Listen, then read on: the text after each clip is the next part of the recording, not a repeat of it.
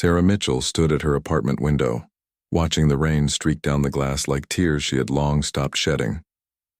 The eviction notice lay crumpled on her kitchen table, giving her 3 days to find a new place to live. At 35, she felt like her life had become a series of closed doors and dead ends. The divorce had been finalized 6 months ago, taking with it not just her marriage but her financial security. David had been clever with the lawyers, leaving her with almost nothing while he kept their house, their savings, and even their dog. The cancer diagnosis 2 years earlier had already drained their resources, and though she had beaten the disease, it had cost her everything else she held dear. Sarah pulled her thin sweater tighter around her shoulders. The heating had been turned off yesterday, another bill she couldn't pay. She had lost her job at the marketing firm 3 weeks ago when they downsized, and her unemployment benefits barely covered groceries, let alone rent. She had applied to dozens of places, but the gap in her work history from her illness made employers hesitant. Her phone buzzed with another message from her sister in Florida, asking when she was coming to visit. Sarah couldn't bring herself to admit how desperate things had become. Pride was about the only thing she had left, and she clung to it like a life raft in a stormy sea. The want ads spread across her coffee table offered little hope. Most jobs required experience she didn't have or paid wages that wouldn't cover her basic needs. She had considered moving back in with her elderly parents, but they were struggling too, living on a fixed income in their small retirement community. Sarah's reflection in the window showed a woman who had aged beyond her years. Her brown hair, once thick and shiny, hung limp around her face. The spark that used to light up her green eyes had dimmed to barely a flicker. She had always been the one others turned to for help, the problem solver, the optimist. Now she couldn't even solve her own problems. The letter from the temp agency lay unopened on her counter. She had been putting off reading it, afraid it would be another rejection. But with her situation becoming more desperate by the hour, she finally tore it open. Inside was an offer for a 6-week assignment at a rural elementary school in Northern California. The pay was modest and the location was remote, but it included housing in a small cabin on the school grounds. Sarah read the letter 3 times, hardly believing what she was seeing. It wasn't much, but it was something. A chance to get back on her feet, away from the city that held so many painful memories. The position was as a temporary art teacher, filling in for someone on maternity leave. She had studied art in college before switching to business, and though she hadn't taught in years, the creative spark still flickered somewhere deep inside her. The school was located near a Modoc reservation, serving both local children and Native American students. Sarah knew little about the Modoc people beyond what she had learned in history books, but something about the opportunity felt right. Maybe it was the desperation talking, or maybe it was intuition, but she found herself reaching for her phone to call the number listed in the letter. The woman who answered had a warm voice and seemed genuinely excited about Sarah's interest.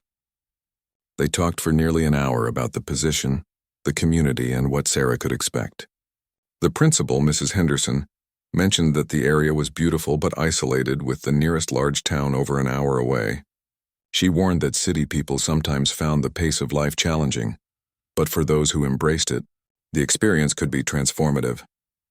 Sarah packed her few remaining belongings into 2 suitcases and a box. Everything else had been sold or given away over the past months as she tried to stay afloat financially. Her car, a 15-year-old Honda with over 200,000 miles, would have to make the 6-hour drive to her new temporary home. As she loaded her possessions into the back seat, her neighbor Mrs. Chen came out to say goodbye. The elderly woman had been kind during Sarah's difficult months, often bringing her homemade soup or fresh vegetables from her garden.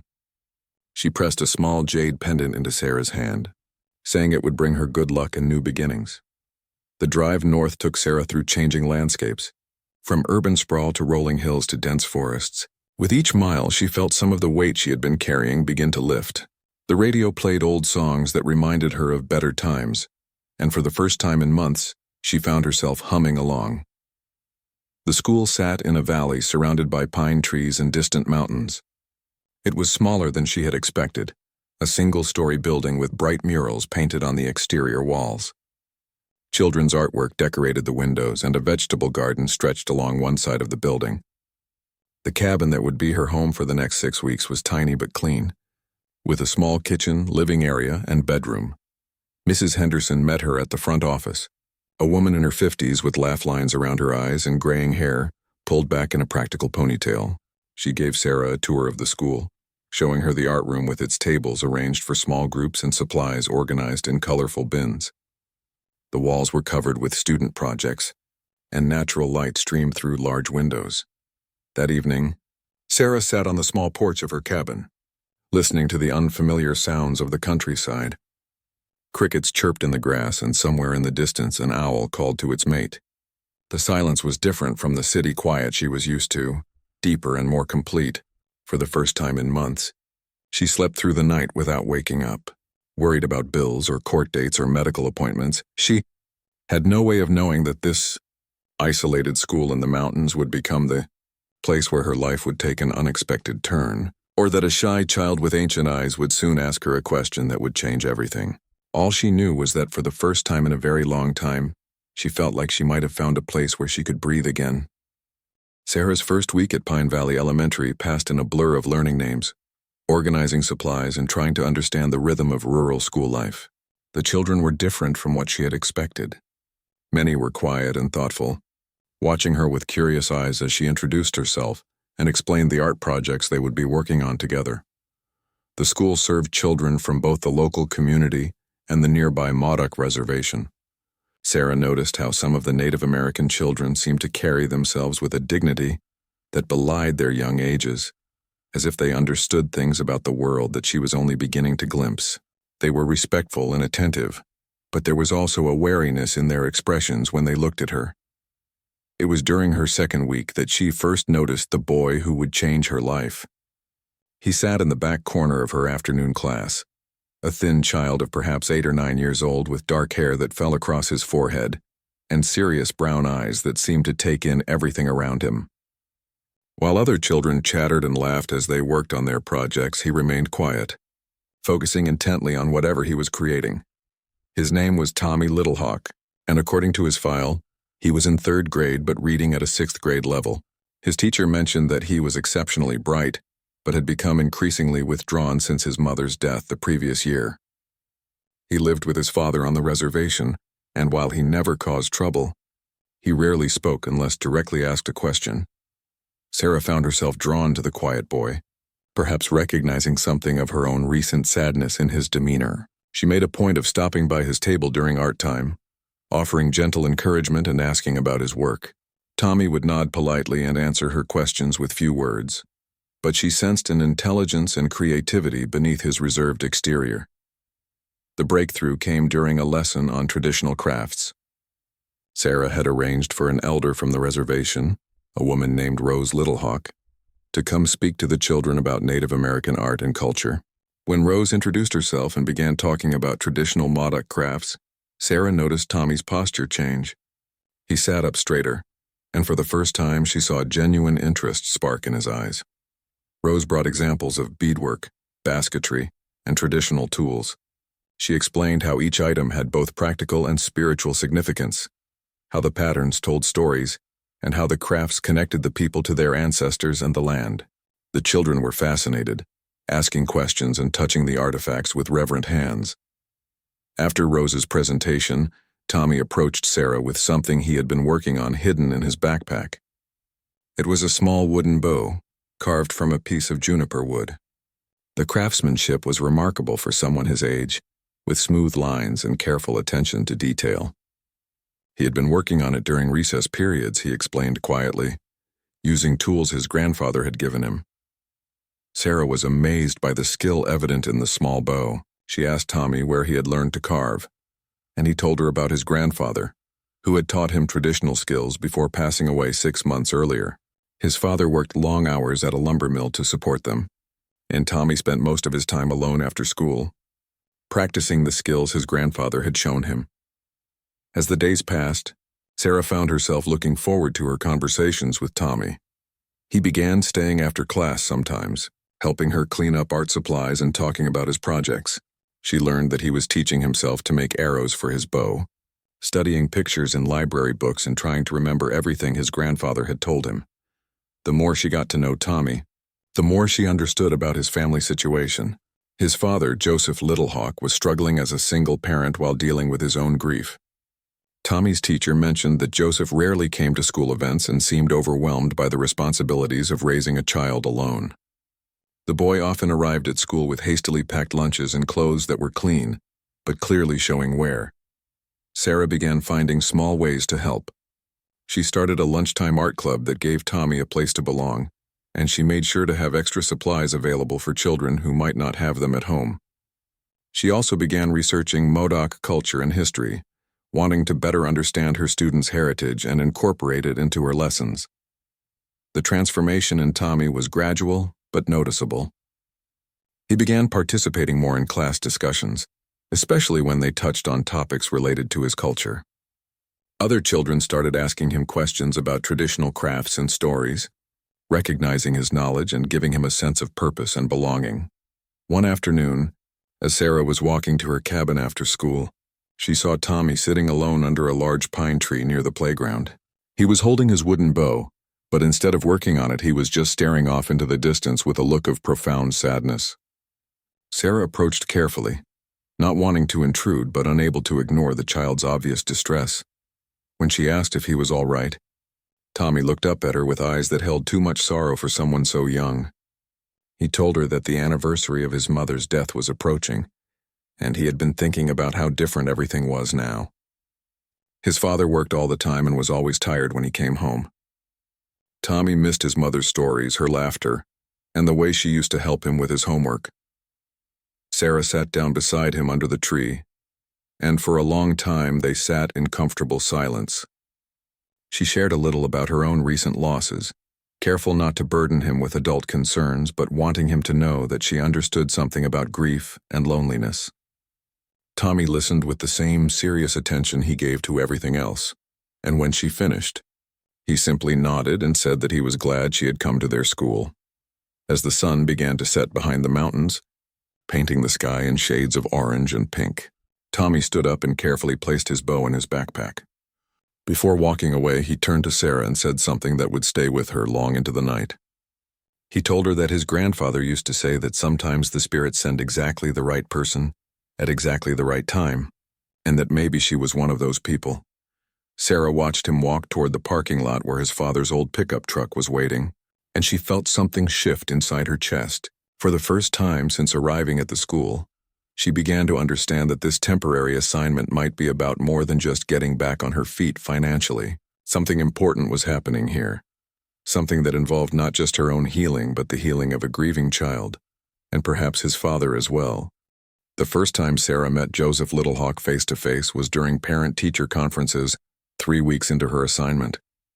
She had been hoping to speak with him about Tommy's remarkable progress in art class and his growing confidence among his peers. When she looked up from her notes to see a tall man with weathered hands and kind but tired eyes standing in her classroom doorway, she felt an unexpected flutter of nervousness. Joseph was younger than she had expected, probably in his early 30s, with dark hair that needed cutting and clothes that spoke of long days working with his hands. There was a quiet dignity about him that reminded her of Tommy. But she could see the weight of grief and responsibility in the way he carried his shoulders and the lines around his eyes.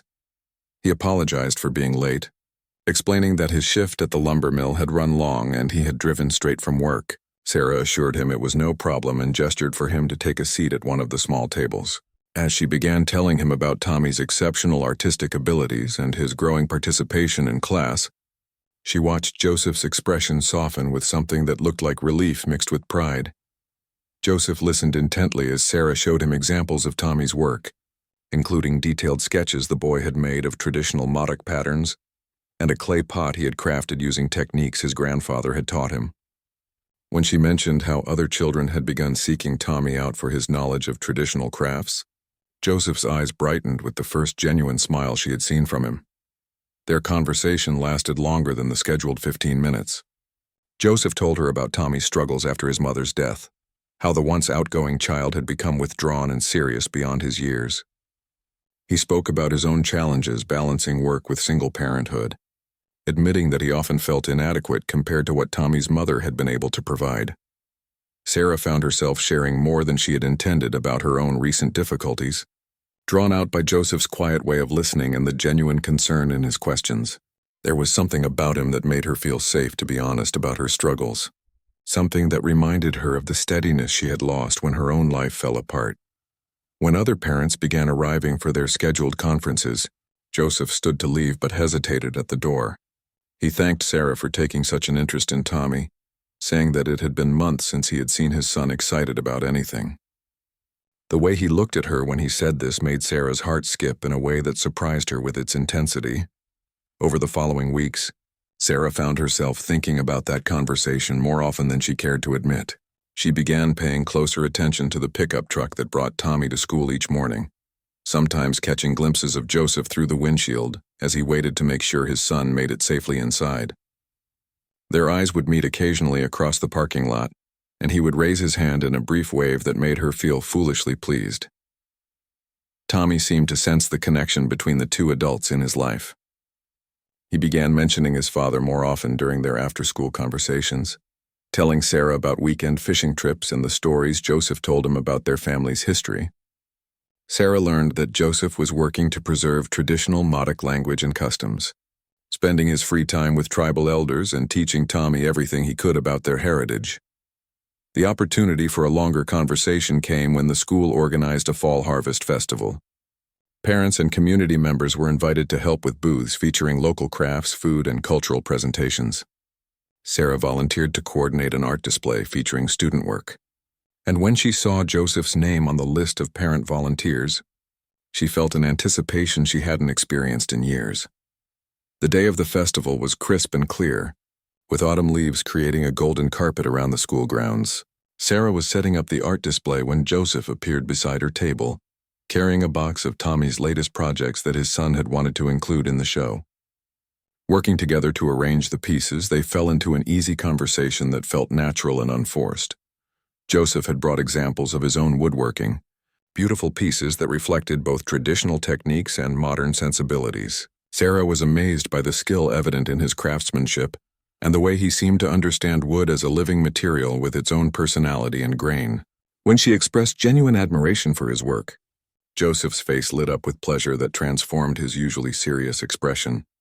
As the festival progressed, Sarah found herself gravitating toward Joseph's booth whenever she had a break from her own responsibilities. She watched him demonstrate traditional carving techniques for fascinated children and adults, his hands sure and confident as he explained the cultural significance of different patterns and symbols. There was something deeply attractive about his knowledge and the respectful way he shared it with others. Tommy seemed delighted to see his teacher and father talking together. He bounced between them throughout the day, bringing friends over to meet Sarah and showing off his father's work with obvious pride. Several times Sarah caught him watching them with a thoughtful expression that was far too knowing for a 9-year-old. As evening approached and the festival began winding down, Joseph offered to help Sarah pack up the art display. Working together in the growing twilight, their conversation turned to more personal topics. Joseph told her about his late wife, Maria, and how she had been the social one in their relationship, the one who made friends easily and brought light into every room she entered. He admitted that he had been struggling to fill that role for Tommy, while also dealing with his own grief. Sarah found herself sharing more about her divorce and illness, about the sense of starting over that had brought her to this small mountain community. Joseph listened with the same focused attention she had noticed during their first conference, occasionally asking gentle questions that showed he was really hearing what she was saying. When the last of the art supplies had been packed away, they stood together in the quiet schoolyard, neither seeming ready to end the conversation. The October air was cool, and Sarah pulled her jacket closer around her. Without thinking, Joseph stepped slightly closer, as if he wanted to shield her from the evening chill. For a moment that seemed to stretch longer than it actually lasted, they looked at each other with an awareness that something was shifting between them. The attraction was mutual and undeniable, but both seemed uncertain about how to acknowledge it or what it might mean. Tommy chose that moment to run up to them, full of excitement about the day and the praise his artwork had received from festival visitors. The spell was gently broken, but as Joseph lifted his son for a hug, his eyes met Sarah's over the boy's head with a warmth that promised this conversation would continue soon. The weeks following the Harvest Festival brought a subtle but noticeable change in the rhythm of Sarah's days.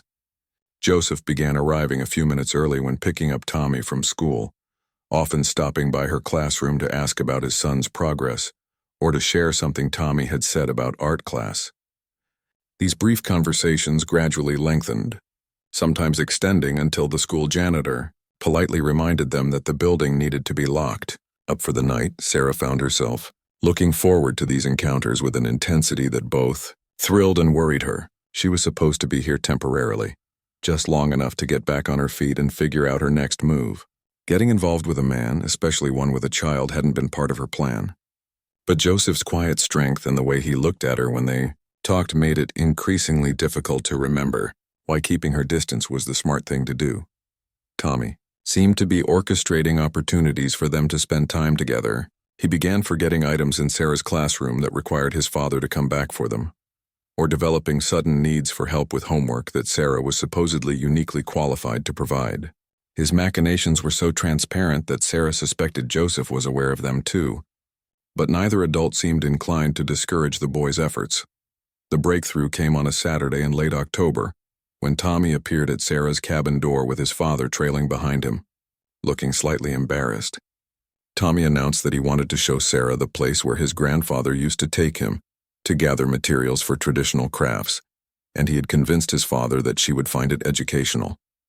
Joseph apologized for the intrusion, but Sarah was quick to assure him that she would love to see the area and learn more about local traditions.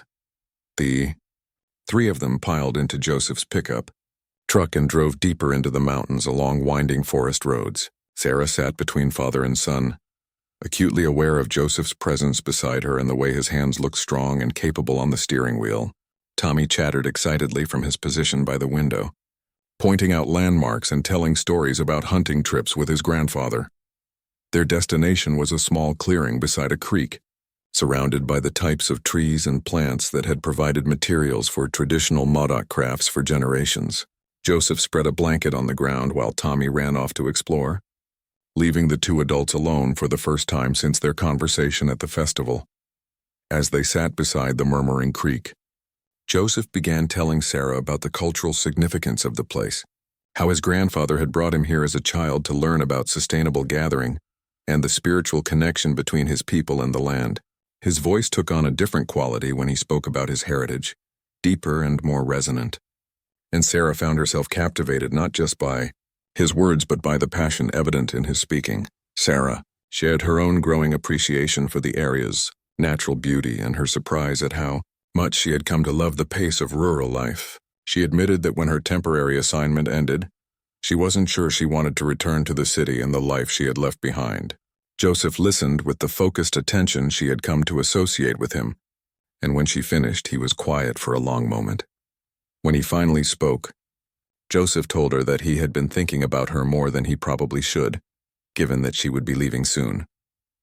He had been telling himself that whatever he was feeling was just loneliness and gratitude for the positive impact she had had on Tommy. But sitting here with her, he was beginning to admit that it was something more significant than that. Sarah felt her heart racing as she listened to his careful words. She had been having similar thoughts, wondering if the connection she felt was real or just a product of her vulnerable emotional state. But looking at Joseph's honest face and seeing the way he was struggling to be fair to both of them, she realized that what she was feeling was genuine and stronger than anything she had experienced in years. Their conversation was interrupted by Tommy's excited voice calling them to come see something he had found. They discovered him kneeling beside a fallen log, examining what appeared to be a piece of carved wood partially buried in the forest floor. Joseph's expression grew serious as he carefully extracted the object and brushed away the dirt and debris. It was a small carved figure, weathered by time, but still recognizable as a traditional Modoc representation of a family group. Joseph explained that such carvings were sometimes left in sacred places as offerings or prayers, and finding one here was considered significant. Tommy was fascinated by the discovery, asking if they could take it with them, but Joseph gently explained that it belonged to the forest and should be left where they found it. As they prepared to leave the clearing, Tommy suddenly announced that he had decided Sarah should marry his father.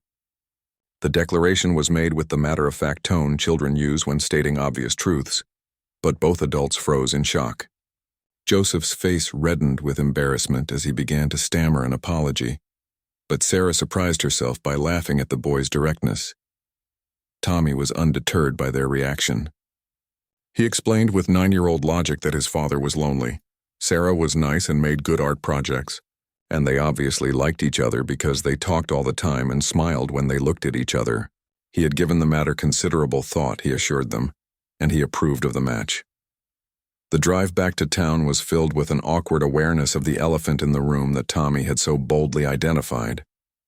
Joseph kept apologizing for his son's presumption, but Sarah found herself thinking that the boy might be more perceptive than either of the adults wanted to admit.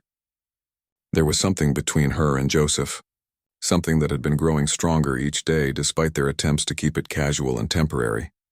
That evening, after Joseph had dropped her off at her cabin with another round of embarrassed apologies, Sarah sat on her small porch and thought about Tommy's innocent question.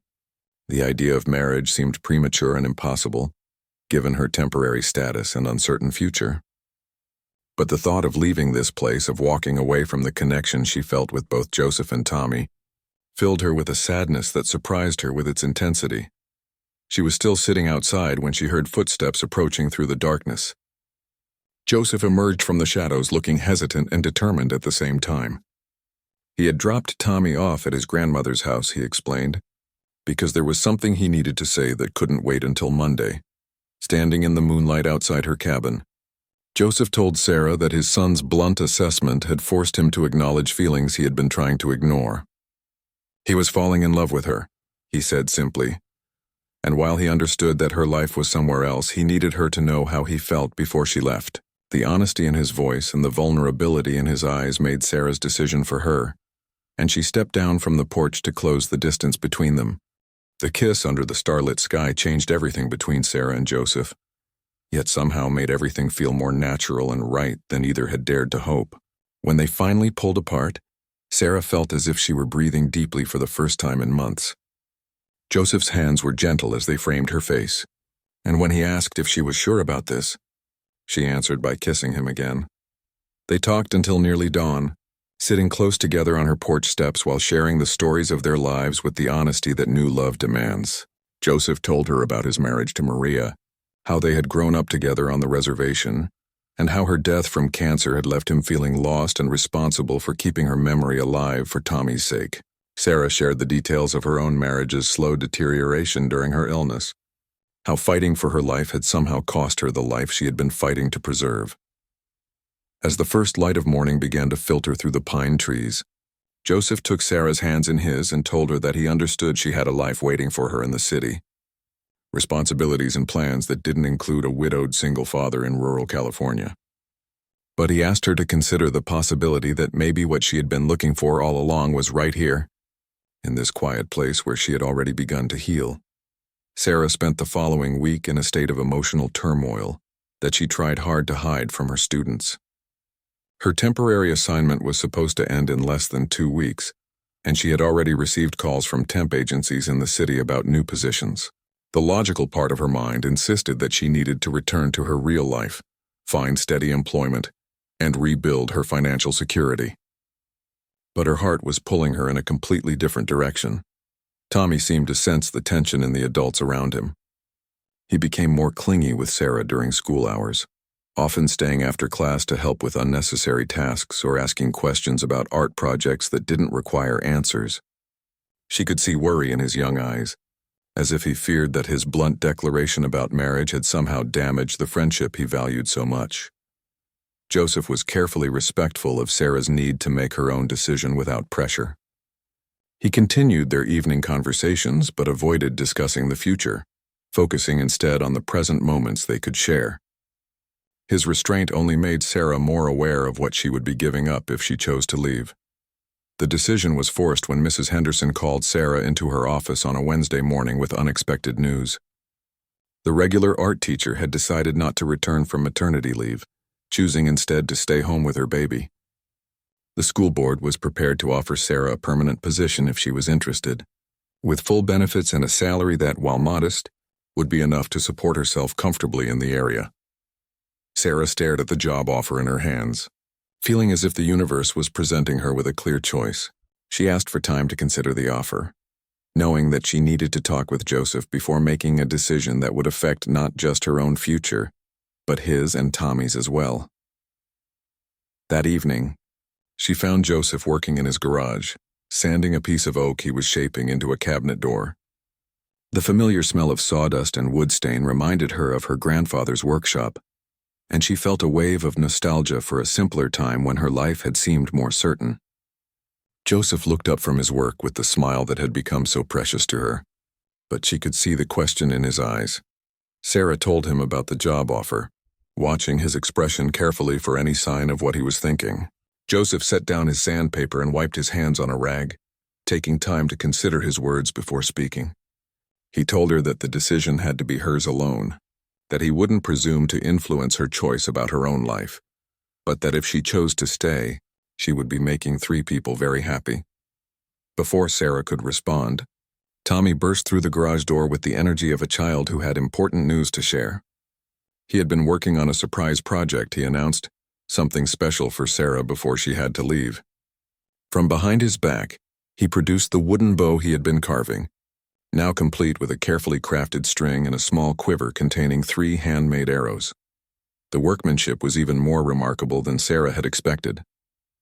Tommy had spent weeks perfecting the details, using techniques his grandfather had taught him, and consulting library books for traditional designs. The bow was beautiful in its simplicity, a work of art that represented hours of patient labor and considerable skill for someone his age. Tommy placed the bow in Sarah's hands with ceremony befitting such a gift. He explained that in Modoc tradition, a bow was given to mark important transitions and to provide protection during difficult journeys. His grandfather had told him that the person who made the bow put part of their spirit into the wood, creating a connection that would endure regardless of distance. As Sarah held the smooth wood and felt the perfect balance of the small weapon, Tommy's voice grew serious beyond his years. He told her that he had made the bow because he wanted her to remember them when she went back to the city, but also because he hoped she might decide not to go at all. With the directness that had characterized their first real conversation, he asked her a question that cut straight to the heart of everything she had been struggling with. Looking up at her with eyes that held both hope and fear, Tommy asked if she would consider marrying his father and staying to be part of their family. He had thought about it very carefully, he assured her, and he believed they could all be happy together. His father needed someone who understood about being sad and getting better, and Tommy needed someone who knew about art and making things beautiful. Sarah felt tears gathering in her eyes as she listened to this serious child lay out his hopes for their future with such innocent conviction. She looked from Tommy to Joseph, seeing in the father's face the same vulnerable hope that his son was expressing so openly. In that moment, surrounded by the smell of sawdust and the warmth of this small family's love, Sarah realized that she had already made her decision. She knelt down to Tommy's level, still holding the precious bow he had made for her. Looking into his earnest young face, she told him that his question was the most important one anyone had ever asked her, and that she thought they could indeed all be very happy together. Tommy's whoop of joy echoed through the garage as he threw his arms around her neck and over his shoulder. Sarah saw Joseph's smile transform his entire face with relief and love. The bow would become a treasured symbol of the moment when 3 broken people found a way to become whole together. But first there were practical matters to consider and a wedding to plan. The morning of the wedding dawned clear and cold, with fresh snow dusting the mountain peaks and creating a pristine backdrop for what everyone agreed would be the most beautiful December ceremony the community had seen in years. Sarah woke before her alarm in the guest room at Eleanor's house, where tradition dictated she spend her final night as a single woman, and found herself surprisingly calm despite the magnitude of the day ahead. Eleanor appeared with coffee and homemade bread while Sarah was still getting dressed, bringing with her the traditional Modoc jewelry that would complete the bridal ensemble. The necklace was made of turquoise and silver beads in patterns that told the story of water and earth coming together, symbolizing the union of 2 separate lives into one flowing stream. Eleanor's hands were gentle as she fastened the clasp, and her quiet blessing brought tears to Sarah's eyes. At the church, the early arrivals were already bustling about with final preparations. The building was filled with the scent of pine boughs and white lilies, and warm golden light streamed through the stained glass windows, to create colorful patterns on the wooden floors. Sarah was amazed to see how many people had come to witness their marriage, filling pews with faces that had become familiar and dear over the past months.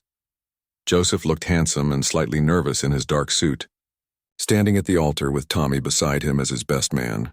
The boy was practically vibrating with excitement, clutching a small wrapped package that Sarah assumed contained his mysterious wedding gift. When their eyes met across the church, Joseph's smile was so radiant that Sarah felt her heart skip with joy and anticipation. The ceremony itself was a beautiful blend of traditional Christian elements and Modoc customs that honored both cultures without diminishing either. Father Martinez spoke about the sacred nature of marriage as a covenant between two people in their communities, while Eleanor offered blessings in the Modoc language that connected the couple to generations of ancestors who had celebrated love in this same valley. When the time came for vows, Joseph's voice was steady and sure as he promised to love and protect Sarah for all the days of his life, to honor her strength and cherish her gentleness, and to build with her a home where love and laughter would flourish. Sarah's own vows spoke of finding in Joseph a partner who had helped her discover that broken things could be made whole again, and that sometimes the greatest adventures came from choosing to stay rather than to leave. Tommy's moment came when Father Martinez invited him to present the rings. Instead of the traditional ring pillow, the boy stepped forward with his wrapped gift, announcing that he had made something special for this part of the ceremony. Inside the package were 2 wooden ring boxes that he had carved himself, decorated with intricate patterns that matched the traditional designs on Sarah's wedding necklace. The craftsmanship was extraordinary for someone his age, and the love evident in every carefully shaped detail brought tears to many eyes in the congregation. As Joseph slipped the simple gold band onto Sarah's finger, she thought about the journey that had brought them to this moment. Less than 6 months ago, she had been alone and desperate, convinced that her life was essentially over. Now she was surrounded by community, embracing a future that promised love, purpose, and the daily joy of helping raise a remarkable child who had somehow known exactly what his family needed. The kiss that sealed their marriage was sweet and full of promise, witnessed by a congregation that erupted in cheers and applause. Tommy's whoop of delight was the loudest of all, and when the new family embraced at the altar, there wasn't a dry eye in the church. Even the photographer, a professional brought in from the city, had to pause to wipe his eyes before capturing the moment. The reception in the community hall was a celebration that would be talked about for years to come. Tables groaned under the weight of traditional Modoc dishes, alongside potluck contributions from the broader community, creating a feast that represented the diverse but unified nature of their social circle. The wedding cake, made by the school's cafeteria manager who moonlighted as a baker, was decorated with sugar flowers that matched Sarah's bouquet and small wooden figures that Tommy had helped design. Joseph's toast to his new wife was simple and heartfelt, thanking her for bringing light back into their lives and for having the courage to take a chance on a ready-made family in an unfamiliar place. Sarah's response spoke of the unexpected ways that love could find people when they least expected it, and how sometimes the greatest gifts came disguised as temporary assignments that turned into permanent homes. As the evening wore on and the dancing began, Sarah found herself surrounded by well-wishers and new family members who shared stories and advice with the warmth that characterized this close-knit community. Tommy was in his element, racing between the adults and the other children, proudly introducing everyone to his new mother and making sure she understood exactly how important this day was to him. The last dance of the evening was reserved for the new family, and as Sarah swayed between Joseph and Tommy to a gentle country ballad, she reflected on the remarkable transformation that had taken place in all their lives. Joseph's arms were strong and sure around her. Tommy's presence beside them was a reminder of the responsibility and joy that came with instant motherhood, and the smiling faces surrounding them represented a community that had embraced her completely. Later that night, after Tommy had been tucked into bed in his own room in their house and the last wedding guest had been thanked and bid farewell, Sarah and Joseph sat together on their couch in the quiet glow of the Christmas tree they had decorated as a family the week before. The wooden bow still hung above the fireplace, now joined by the ring boxes Tommy had made, and a photo from their wedding ceremony that captured the moment when 3 separate people had officially become one family. Joseph took Sarah's hand, now adorned with the wedding ring that marked her new status as Mrs. Littlehawk, and told her that he still couldn't quite believe that someone as wonderful as her had chosen to stay and build a life with them. Sarah's response was to curl closer to her new husband and remind him that sometimes the best decisions were the ones that felt less like choices and more like coming home. In the months and years that followed, Sarah would often think about the question that had changed everything. A 9-year-old boy's innocent inquiry about whether she might consider marrying his father. What had seemed impossible in that moment had become the foundation of a life richer and more fulfilling than anything she had dared to imagine during her darkest days. The wooden bow would always remind her that sometimes the most important journeys began with a child's simple faith that broken things could be made whole again, and that love had a way of finding people exactly when they needed it most. The announcement of Sarah's decision to stay, and her engagement to Joseph, created a ripple of excitement through the small school community that surprised her with its warmth. Mrs. Henderson beamed as she officially offered Sarah the permanent teaching position, and the other teachers welcomed her into their close-knit group with genuine enthusiasm. Several mentioned that they had been hoping something like this would happen, having noticed the positive changes in both Sarah and Tommy over the past weeks. Planning a wedding in a small rural community proved to be both simpler and more complex than Sarah had anticipated. The local church was available for the ceremony, and the pastor, a kind man named Father Martinez who had known Joseph's family for years, was delighted to officiate. But Sarah quickly discovered that in a tight-knit community, where everyone knew everyone else's business, her wedding was being treated as a major social event, requiring input from numerous well-meaning neighbors. Joseph's grandmother, a dignified woman named Eleanor Littlehawk who served as one of the tribal elders, took charge of ensuring that Modoc traditions were properly incorporated into the ceremony. She spent hours with Sarah, teaching her about the cultural significance of different wedding customs and helping her understand the deeper meaning behind the rituals that would bind her not just to Joseph but to his entire community. Sarah was moved by the way the tribe welcomed her, despite her status as an outsider. Eleanor explained that the Modoc people had always judged individuals by their actions and character rather than their background, and that Sarah's kindness to Tommy and her genuine respect for their culture had already earned her a place in their hearts.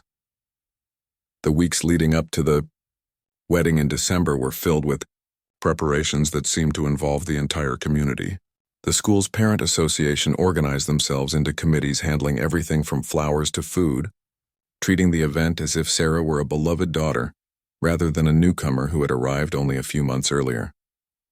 Tommy appointed himself as chief wedding coordinator, taking his responsibilities so seriously that both adults had to resist the urge to laugh at his earnest consultations about color, schemes, and seating arrangements. Joseph proved to be a calm and steady presence throughout the planning chaos, stepping in to make decisions when Sarah felt overwhelmed by choices, and gently deflecting the more elaborate suggestions from enthusiastic community members. His main concern seemed to be ensuring that Sarah felt comfortable with all the attention, knowing that her natural inclination was toward privacy and simplicity. The dress shopping expedition became an adventure that Sarah would remember for years. Eleanor insisted on accompanying her to the nearest city, along with Mrs. Henderson and 2 other teachers who had declared themselves essential to the process. What should have been a simple trip to find an appropriate dress turned into a day-long excursion that included lunch at Eleanor's favorite restaurant and a tour of the cultural center where Eleanor volunteered as a storyteller. They found the perfect dress in a small boutique, tucked away on a quiet side street. It was ivory silk with simple lines that suited Sarah's figure, elegant without being ostentatious. Eleanor nodded approvingly when Sarah emerged from the dressing room, declaring that the dress would photograph beautifully and complement the traditional Modoc jewelry that would be Sarah's wedding gift from Joseph's family. Tommy's excitement about the wedding seemed to grow daily. He had been working on a special project in secret, enlisting the help of his woodworking teacher at school to create something he described only as very important for the ceremony. His hints about the surprise gift became increasingly elaborate, and Sarah suspected that whatever he was making would be as meaningful as the bow he had presented to her in Joseph's garage. The bachelor and bachelorette Parties organized by their respective friends provided a pleasant contrast to the formal wedding preparations. Sarah's celebration was a quiet dinner with the female teachers and some of the tribal women who had befriended her, complete with advice about marriage and humorous stories about their own wedding disasters. Joseph's event was apparently a fishing trip that turned into an impromptu counseling session about the challenges and rewards of blended families. 2 weeks before the wedding, Sarah received an unexpected phone call from her sister in Florida. Word of the engagement had somehow reached her family, and the conversation was a mixture of concern, curiosity, and grudging approval. Her sister admitted that she had been worried about Sarah's ability to rebuild her life after the divorce and illness, and hearing the happiness in Sarah's voice had reassured her that this new chapter might be exactly what was needed. The legal aspects of the wedding required more paperwork than either Sarah or Joseph had anticipated. Combining households, changing names, and ensuring that Tommy's custody arrangements were properly documented involved several trips to the county courthouse and consultations with lawyers. The mundane details of merging 2 lives into one family unit provided a counterpoint to the emotional intensity of their romance, grounding their relationship in practical realities. A week before the ceremony, Sarah moved her few belongings from the school cabin to Joseph's house on the reservation. The modest home felt spacious after months in the tiny cabin, and she was touched by the way Joseph and Tommy had prepared space for her things and rearranged furniture to accommodate her presence. Tommy's excitement about having her live with them permanently was infectious, and his detailed plans for their life as a family included everything from weekend camping trips to collaborative art projects. The house held memories of Joseph's first marriage, but rather than feeling uncomfortable about Maria's presence, Sarah found herself grateful for the foundation of love and stability that the previous Mrs. Littlehawk had created. Photographs of Maria remained in place, and Tommy's bedtime routine still included saying goodnight to his mother's picture. Sarah understood that she wasn't replacing Maria, but rather adding a new chapter to the family's story. The final preparations took on a festive atmosphere as community members contributed their various talents to the celebration. The church was decorated with arrangements of winter evergreens and white flowers, and the reception hall was transformed with handmade decorations that reflected both traditional Modoc designs and Sarah's artistic sensibilities. The fusion of cultures and traditions seemed to symbolize the new family that was being created. On the evening before the wedding, Sarah sat in her new home with Joseph and Tommy, surrounded by the quiet contentment of a family that had found its way to wholeness through unexpected circumstances. Tommy was putting the finishing touches on his secret project, his tongue sticking out with concentration as he worked. Joseph was reviewing his wedding vows one more time, occasionally glancing at Sarah with an expression of wonder, as if he still couldn't quite believe that tomorrow she would officially become his wife. Looking around at the life she was about to embrace fully, Sarah marveled at the journey that had brought her from despair in a city apartment to love in a mountain community. The wooden bow Tommy had made for her hung on the wall above the fireplace, a reminder of the moment when a grieving child's simple question had opened the door to a future she never could have imagined for herself.